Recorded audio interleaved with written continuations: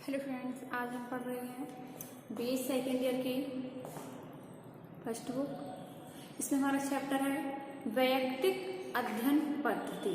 वैयक्तिक यानी कि व्यक्तिगत, यानी कि एकल, यानी कि एक ही व्यक्ति अध्ययन करता है, तो ये कहलाती है एकल अध्ययन पद्धति। तो फ्रेंड्स, ये हमारी जो व्यक्तिगत अध्ययन पद्धति है, ये गुणात्मक सामाजिक जो अध्ययन हमने किया था, सामाजिक सर्वेक्षण पद्धतियां, इसके अंतर्गत जो हमारी गुणात्मक पद्धतियां थी, उसके अंतर्गत आती है हमारी वैयक्तिक अध्ययन पद्धति। इससे पिछली जो हमारी वीडियो थी वो थी अवलोकन, वो भी हमारी गुणात्मक प्रवृत्ति के अंदर थी। और आज की जो हमारी वीडियो है वैयक्तिक अध्ययन पद्धति, ये भी हमारी गुणात्मक पद्धति के अंतर्गत है। तो फ्रेंड्स, जो वैयक्तिक अध्ययन पद्धति है, ये किसी भी व्यक्ति, किसी भी संस्था या समुदाय के बारे में बहुत ही गहन और सूक्ष्म जानकारी प्रदान करती है। जो हमारी वैयक्तिक अध्ययन पद्धति है, यह बहुत ही पुरानी पद्धति है। इसका प्रयोग बहुत ही पुराने समय से करते आ रहे हैं। वैयक्तिक अध्ययन पद्धति क्या होती है?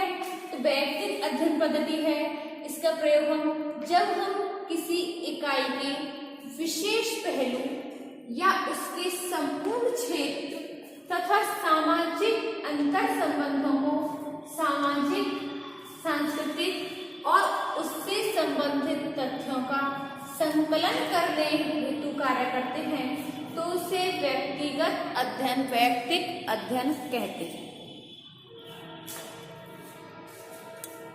क्योंकि इस विधि के द्वारा मानव व्यवहार का सूक्ष्म, गहन और विशिष्ट और विस्तृत विवरण प्राप्त किया जाता है। इसीलिए इस विधि को समाजशास्त्री वर्गीस ने इसे सामाजिक सूक्ष्मदर्शक यंत्र भी कहा है। यानी कि वैयक्तिक अध्ययन जो पद्धति है, ये गहन और सूक्ष्म अध्ययन करती है, इसलिए समाजशास्त्री वर्गीस के द्वारा वैयक्तिक अध्ययन पद्धति को सूक्ष्म दर्शक यंत्र भी कहा है। जो वैयक्तिक अध्ययन पद्धति है, इसकी कुछ अर्थ परिभाषाएं भी आती हैं कि हमारे जो समाजशास्त्री विसेंज एंड विसेंज हैं, इनके अनुसार वैयक्तिक अध्ययन पद्धति गुणात्मक पद्धति का ही एक रूप है। इसमें एक व्यक्ति, एक परिस्थिति या एक संस्था का सावधानी पूर्वक पूर्ण विश्लेषण करता है। इसी में श्रीमती पीवी यंग के द्वारा कुछ शब्द जोड़े गए हैं। उन्होंने कहा है कि वैयक्तिक अध्ययन पद्धति किसी एक सामाजिक इकाई, चाहे वह एक व्यक्ति हो, एक परिवार हो, एक संस्था हो, एक सामाजिक समूह हो या संपूर्ण समुदाय ही क्यों न हो, उसके जीवन की खोज तथा उसका विश्लेषण करने की पद्धति ही वैयक्तिक पद्धति है। जो हमारी ये सभी परिभाषाएं हैं, इन सभी परिभाषाओं से स्पष्ट होता है कि वैयक्तिक अध्ययन पद्धति के अंतर्गत किसी एक सामाजिक इकाई से संबंधित सभी पक्षों का व्यापक, सूक्ष्म और गहन अध्ययन किया जाता है। इसके अध्ययन में की जाने वाली सामाजिक इकाई कोई भी व्यक्ति हो सकता है, परिवार हो सकता है, जाति हो सकती है, समुदाय हो सकता है, संस्था हो सकती है। तो ये सभी जो क्षेत्र होते हैं, ये व्यक्ति का वैयक्तिक अध्ययन करते हैं। अब वैयक्तिक अध्ययन की कुछ विशेषताएं आती हैं कि सबसे पहले आती है अध्ययन की एक विशिष्ट इकाई। तो सबसे पहले जो अध्ययन करता होता है, वह अपने अध्ययन करने के लिए कोई एक विशिष्ट इकाई का चुनाव करता है। और यह कोई विशिष्ट इकाई कुछ भी हो सकती है, व्यक्ति, परिवार, समूह, संस्था, समुदाय, जाति, उपजाति, वर्ग, कोई भी हो सकती है। ये कोई भी एक विशिष्ट समस्या या कोई भी इतिहास का एक युग भी हो सकता है। इसके अध्ययन में की जाने वाली इकाई छोटी होने पर उसका अध्ययन गहन तरीके से और सावधानी पूर्वक हो सकता है। दूसरा आता है गहन अध्ययन। तो जो समाजशास्त्री होता है, जो अध्ययन करता होता है, वह वैयक्तिक अध्ययन पद्धति के अंतर्गत जो भी हम इकाई चुनते हैं उस इकाई का सूक्ष्म और गहन जानकारी प्राप्त करता है। उससे संबंधित जो इकाई होती है उसके भूतकाल से लेकर के वर्तमान काल तक का अध्ययन करता है। ऐसे अध्ययनों में इकाई का ऐतिहासिक अध्ययन होने के कारण समय अधिक लगता है और धन भी बहुत अधिक खर्च होता है। अगला आता है संपूर्ण अध्ययन। क्योंकि जो व्यक्ति होता है वह व्यक्ति का किसी भी इकाई का सूक्ष्म और गहन अध्ययन करता है। वह किसी भी घटना का किसी एक पक्ष का अध्ययन नहीं करता, बल्कि संपूर्ण अध्ययन करता है। इसमें इकाई जो भी होती है उसके समस्त जीवन को ही अध्ययन का केंद्र माना जाता है। इसमें व्यक्ति या संस्था के सामाजिक, धार्मिक, राजनीतिक या आर्थिक, सांस्कृतिक, मनोवैज्ञानिक, भौगोलिक, दार्शनिक सभी पक्षों का अध्ययन किया जाता है।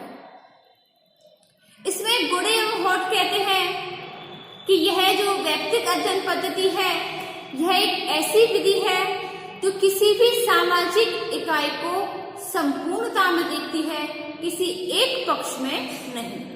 यानी कि जो व्यक्तिगत अध्ययन पद्धति है ये व्यक्ति के किसी एक पक्ष का अध्ययन ना करके संपूर्ण व्यक्तित्व का अध्ययन करती है। अगला आता है गुणात्मक अध्ययन। गुणात्मक अध्ययन, जो ये अध्ययन विधि है ये गुणात्मक तथ्यों का अध्ययन करती है, ना कि संख्यात्मक तथ्यों का।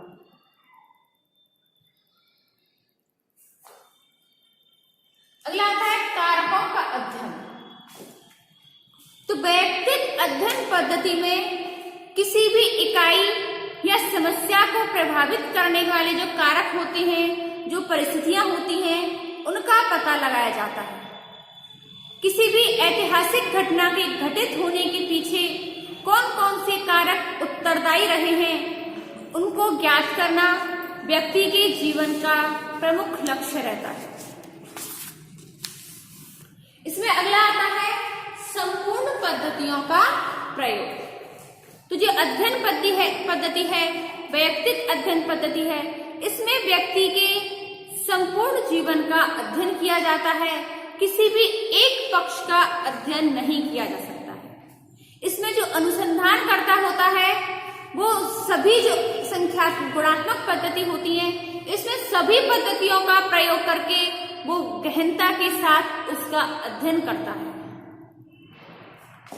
अब आते हैं वैयक्तिक अध्ययन के प्रकार। तो वैयक्तिक अध्ययन पद्धति है वो दो प्रकार की होती है। इसका अध्ययन दो प्रकार से कर सकते हैं, व्यक्ति का वैयक्तिक अध्ययन और समुदाय का वैयक्तिक अध्ययन। तो व्यक्ति का वैयक्तिक अध्ययन जो हम करेंगे तो इसमें व्यक्ति के बारे में जो भी इसके जन्म से लेकर के और जब तक अध्ययन कर रहे हैं तो उसके बारे में समस्त सूचनाएं एकत्रित की जाती हैं। इसमें उसके जीवन का प्रारंभ से लेकर के अब तक के जीवन के इतिहास का अध्ययन किया जाता है। इस प्रकार के अध्ययन में वे सभी घटनाएं, वे सभी परिस्थितियां, पृष्ठभूमि की जानकारी की जाती है जिन्होंने व्यक्ति के व्यक्तित्व में निर्माण किया। इस विधि में व्यक्ति के परिवार में उसके सदस्य, उसके पड़ोसी, मित्र मंडली, पत्र, डायरी, आत्मकथा, लेख, संस्मरण, जीवन इतिहास, इन सभी स्रोतों के माध्यम से उसकी जानकारी प्राप्त होती है। इस प्रकार से इस विधि में जो संपूर्ण सामाजिक जीवन होता है उसकी जो प्रभावित कारक होते हैं उन सब सब के द्वारा इसके निष्कर्ष निकाले जाते हैं। अब आता है समुदाय का वैयक्तिक अध्ययन। तो इसके अंतर्गत समूह, संस्था, जाति, समुदाय, इन सभी का एक इकाई के रूप में इसका अध्ययन किया जाता है। इस प्रकार के अध्ययन में व्यक्ति की बौद्धिक कुशलता, उसका अनुभव, उसकी सतर्कता की बहुत आवश्यकता होती है। जो समुदाय का अध्ययन करता है व्यक्ति, तो ये व्यक्तिगत अध्ययन प्रणाली से बहुत ही अलग होता है। अब आती है हमारी वैयक्तिक अध्ययन की प्रक्रिया एवं प्रणाली। तो इसमें ये हमारी 3 प्रकार की होती है: समस्या का विवरण, घटनाओं का कालक्रम, निर्धारक कारक एवं विश्लेषण एवं निष्कर्ष। तो जो समस्या का विवरण है ये 3 प्रकार का होता है: अध्ययन समस्या का चयन, इकाइयों के प्रकार एवं संस्था का निर्धारण और विश्लेषण का क्षेत्र। जो हमारा तीसरा पॉइंट है निर्धारक कारक, ये भी 2 प्रकार का है: प्रमुख कारक और सहायक कारक। तो सबसे पहले हम देखेंगे समस्या का विवरण। तो समस्या का विवरण की जो ये पद्धति है, इसके अंतर्गत सर्वप्रथम समस्या का जो पक्ष होता है उसकी स्पष्ट व्याख्या की जाती है। उसके बारे में भूतकाल एवं वर्तमान काल की समस्त सूचनाएं होती हैं, उनका संकलन किया जाता है। प्लस समस्याओं के बारे में जिन पक्षों की में व्याख्या करनी होती है उनका पहले से ही निर्धारण कर लिया जाता है और समस्या का वर्णन करके उसकी व्याख्या करना इस विधि का प्रथम सीढ़ी होती है। अब इसमें आता है सबसे पहले अध्ययन समस्या का चयन, यानी कि कोई भी अध्ययन करता होता है तो सबसे पहले अध्ययन की समस्या का चयन करता है। यह तय करता है कि किन व्यक्तिगत विषयों पर उसको अध्ययन करना है। ये व्यक्तिगत विषय 3 प्रकार के हो सकते हैं: साधारण भी हो सकते हैं, विशेष भी हो सकते हैं और असाधारण भी हो सकते हैं। इसमें दूसरा आता है इकाइयों के प्रकार एवं संस्था का निर्धारण। तो अध्ययन विषय का चयन होता है, उसके बाद में अध्ययन के लिए उसकी इकाइयों की संख्या, उसके प्रकार ये तय किए जाते हैं। प्लस इसी के साथ में अध्ययन की इकाई जैसे कि व्यक्ति है, परिवार है, समूह है, संस्था है, ये क्या हो सकता है और इसकी कितनी संख्या हो सकती है उसको यह भी तय करना पड़ता है। अगला आता है विश्लेषण का क्षेत्र। तो जो अध्ययन करता है उसको इकाइयों की संख्या के साथ साथ यह भी तय करना है कि समस्या के कौन कौन से पक्षों का अध्ययन करना है।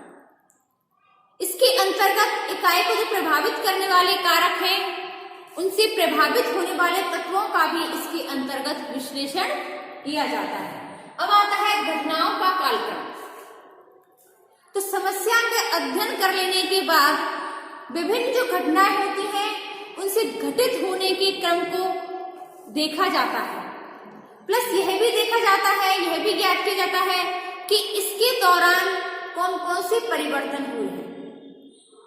घटनाओं का उतार चढ़ाव के द्वारा भविष्य में होने वाले परिवर्तन उनको भी इस समस्या के द्वारा देखा जाता है। अगला आता है निर्धारित कारक। तो व्यक्तिगत अध्ययन में उन कारकों का भी अध्ययन होता है जिसमें किसी घटना के घटित होने के लिए जो कारक उत्तरदायी होते हैं। ये कारक 2 प्रकार के हो सकते हैं: प्रमुख कारक और सहायक कारक। प्रमुख कारक वे कारक होते हैं जो किसी घटना के लिए घटित होते हैं, घटित होने के लिए किसी मूल रूप से उत्तरदायी होते हैं। किसी के व्यक्ति को अपराधी बनाने के लिए उसके साथियों का योगदान होना या गरीबी का होना बहुत योगदान होता है। अगला आता है सहायक कारक। तो सहायक कारक वे कारक होते हैं जो कि प्रमुख कारकों की सहायता करते हैं। किसी के व्यक्ति को अपराधी बनाने के लिए गरीबी के अतिरिक्त अत्याचार होते हैं, माता पिता का उपेक्षापूर्ण व्यवहार होता है, मानसिक तनाव होते हैं। अगला आता है विश्लेषण एवं निष्कर्ष। तो वैयक्तिक अध्ययन की जो पद्धति होती है इसका ये अंतिम चरण होता है। अब आते हैं डायरी। वैयक्तिक अध्ययन पद्धति के यंत्र एवं प्रविधियां। सबसे पहले आता है हमारा डायरी। तो व्यक्ति के जो दैनिक जीवन में काम आने वाली जो दैनिक घटनाएं होती हैं, डायरी होती है, व्यक्ति की ऐसी आदत होती है जिसमें व्यक्ति अपने जीवन की समस्त गोपनीय बातों की उसमें नोट करता जाता है। व्यक्ति के संबंध जो भी गोपनीय जानकारी होती है, उसमें घटनाएं होती है, वो हमें डायरी से मिल जाती है। डायरी में हमें घटनाओं का वर्णन मिलता है, आय व्यय के आंकड़े मिलते हैं, महत्वपूर्ण पते होते हैं, विभिन्न विषयों पर व्यक्तियों के विचार होते हैं। ये सभी प्रकार की जो घटनाएं होती है हमको डायरी से आसानी से मिल जाती है। इसके बाद आता है पत्र। तो पत्रों के माध्यम से व्यक्ति अपनी भावनाओं, अपने विचारों का आदान प्रदान करते हैं। पत्र कई बार व्यक्ति के एक विषय पर हो सकते हैं। पत्रों के माध्यम से एक व्यक्ति से दूसरे व्यक्ति के साथ संबंधों का भी पता चलता है कि इस व्यक्ति के दूसरे व्यक्ति से कैसे संबंध रहे होंगे, मित्रता का संबंध है, प्रेम का संबंध है, घनिष्ठता का संबंध है या दुश्मनी का संबंध है। इसी प्रकार पत्रों के जो अंतर्गत व्यक्ति के जीवन की जो अंतरंग सामग्री होती है वह भी उपलब्ध होती है। इसके बाद आता है जीवन इतिहास। तो वैयक्तिक अध्ययन में सर्वाधिक महत्वपूर्ण सूचना स्रोत जीवन इतिहास होते हैं। इसके अंतर्गत जीवन से संबंधित जो लिखित तथ्य होते हैं, जिनमें घटनाओं की श्रृंखला होती है, उनका समूह और सांस्कृतिक मूल्यों के साथ साथ उसका संबंध भी ज्ञात किया जाता है। इसमें व्यक्ति स्वयं अपनी भाषा में अपने जीवन की घटनाओं, उनके अनुभवों का वर्णन करता है। इसमें जीवन के विकास का ऐतिहासिक वर्णन मिल सकता है। जीवन इतिहास को परिभाषित करते हुए जॉन मेज कहते हैं कि जीवन का इतिहास का तात्पर्य विस्तृत आत्मकथा से होता है। अब आते हैं प्रलेख। डायरी, पत्र, जीवन इतिहास के अलावा वैयक्तिक विषयों के अध्ययन में व्यक्तिगत प्रलेखों का भी उपयोग होता है। इसमें आत्मकथाएं, स्कूल व कॉलेज के रिकॉर्ड्स, वंशावली, पुस्तक, पत्रिकाओं, सरकारी एवं गैर सरकारी विज्ञप्तियां, सामग्रियां आदि महत्वपूर्ण होती हैं। अब आते हैं वैयक्तिक अध्ययन पद्धति के गुण। तो वैयक्तिक अध्ययन पद्धति है, इसके गुणों के अंतर्गत सबसे पहला आता है सूक्ष्म अध्ययन। तो जो वैयक्तिक अध्ययन पद्धति है, इसके अंतर्गत जो अध्ययन करता है किसी भी इकाई का गहन एवं सूक्ष्म अध्ययन करता है। दूसरा आता है उपकल्पनाओं का स्रोत। इस विधि के द्वारा जो भी निष्कर्ष निकाले जाते हैं उनसे महत्वपूर्ण उपकल्पनाओं का निर्माण किया जाता है, जिससे कि परिस्थितियों एवं व्यक्तियों की परिस्थिति की जानकारी प्राप्त करके सामान्यीकरण किया जाता है, जो कि नई उपकल्पनाओं को जन्म देती है। तीसरा आता है अनुसंधान के प्रारंभिक स्तर में उपयोग। किसी भी बड़े अध्ययन को प्रारंभ करने से पहले प्रारंभिक स्तर पर कुछ वैयक्तिक इकाइयों की जानकारी प्राप्त कर लेना और आगे अनुसंधान की दृष्टि से उपयोगी होता है। इससे अनेकों प्रकार के प्रकट और अप्रकट तथ्यों की जानकारी भी प्राप्त हो जाती है। चौथा आता है महत्वपूर्ण अध्ययन यंत्रों के निर्माण में सहायक। तो वैयक्तिक अध्ययन पद्धति के द्वारा उपकल्पनाएं निर्मित की जाती हैं, उनसे कई महत्वपूर्ण यंत्रों के निर्माण में भी सहायता मिलती है। प्रश्नावली, अनुसूची, साक्षात्कार के निर्माण में वैयक्तिक अध्ययन करना उपयोगी सिद्ध होता है। अगला आता है वैयक्तिक मनोवृत्तियों की जानकारी। तो वैयक्तिक अध्ययन के द्वारा हमें व्यक्ति के विचारों, मूल्यों, मनोवृत्तियों, उसके व्यवहारों के बारे में जानकारी प्राप्त होती है और ऐसी जानकारी व्यक्ति को सामान्य प्रकृति के लिए समझने के लिए आवश्यक होती है। अगले है सामग्री की पूर्णता। तो व्यक्तिगत अध्ययन इस दृष्टि से भी उपयोगी होता है कि इसके द्वारा इकाई के बारे में संपूर्ण जानकारी प्राप्त की जा सकती है। संकलित की जाती है वह किसी अन्य व्यक्ति के द्वारा नहीं की जा सकती। अगला आता है घटनाओं की निरंतर तस्वीर। तो वैयक्तिक अध्ययन में किसी व्यक्ति या किसी घटना के कालक्रम के अनुसार निरंतरता पाई जाती है। समय के अनुसार उसमें आने वाले उतार चढ़ाव, परिवर्तनों की क्रमबद्ध तस्वीर एवं इस विधि द्वारा देखी जा सकती है। अगला आता है तुलना एवं वर्गीकरण का आधार। तो वैयक्तिक अध्ययनों के द्वारा इकाइयों के गुणों की जानकारी प्राप्त हो जाती है। समूह विशेष के अध्ययन हेतु ऐसी इकाइयों का उपयोग किया जाता है और वर्गों में तुलना और विरोधी इकाइयों का अध्ययन करना सरल हो जाता है। अगला आता है सामान्यीकरण का आधार। तो वैयक्तिक अध्ययन जो प्रणाली है ये सामान्यीकरण को सफल आधार प्रदान करती है। नए अनुभवों का ज्ञान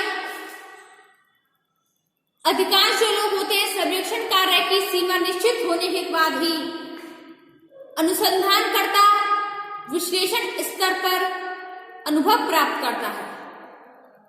जब प्रश्नों के अर्थों की गहरी छानबीन हो जाती है तो वैयक्तिक अध्ययन में अनुसंधानकर्ता को व्यक्ति की मनोवृत्तियों, मूल्यों, विचारों, विश्वासों और उन्हें प्रोत्साहित एवं परिवर्तित करने वाले कारकों की भी महत्वपूर्ण जानकारी प्राप्त हो जाती है। अगला आता है जीवन के प्रभावित कारकों का अध्ययन। तो वैयक्तिक अध्ययन के द्वारा व्यक्ति के जीवन के कई तथ्यों का उद्घाटन एवं ज्ञान प्राप्त होता है। इसके द्वारा व्यक्ति की क्रियाओं के निर्धारक कारकों, उनका प्रभाव एवं घटनाओं के बारे में भी कार्य कारणों का भी पता लगाया जा सकता है। अगला आता है दीर्घ प्रक्रियाओं का अध्ययन। तो गुणे एवं हॉट के अनुसार व्यक्तिगत प्रलेखों के द्वारा प्रक्रियाओं का प्रारंभिक अध्ययन बहुत सरल होता है। इसके द्वारा व्यक्ति के जीवन से संबंधित जो भी प्रक्रियाएं होती हैं उनसे परिचित होते हैं।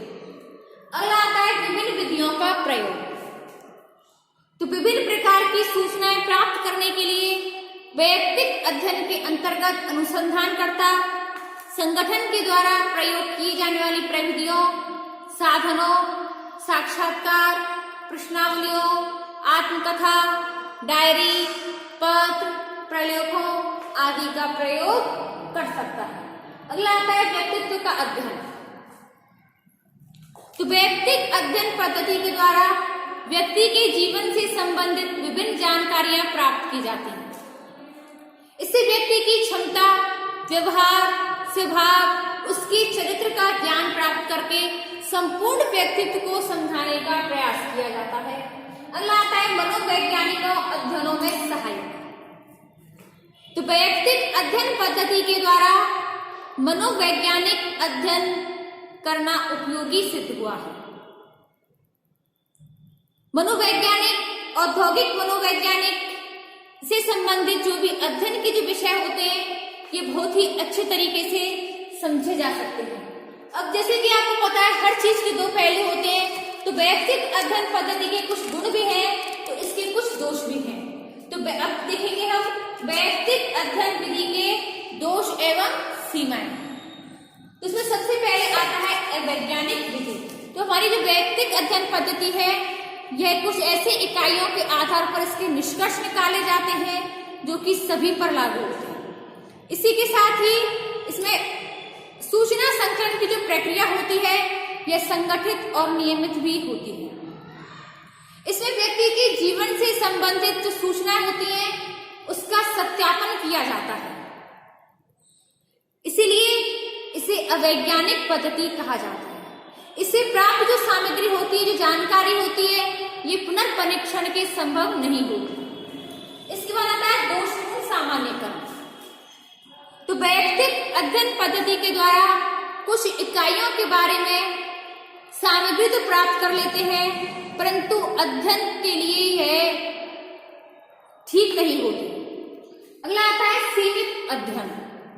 तो वैयक्तिक अध्ययन में केवल कुछ इकाइयों का चयन करके ही अध्ययन होता है। इसलिए इस विधि के द्वारा विस्तृत क्षेत्र का अध्ययन संभव नहीं होता। जीवन इतिहास केवल सीमित इकाइयों का ही ज्ञात किया जा सकता है।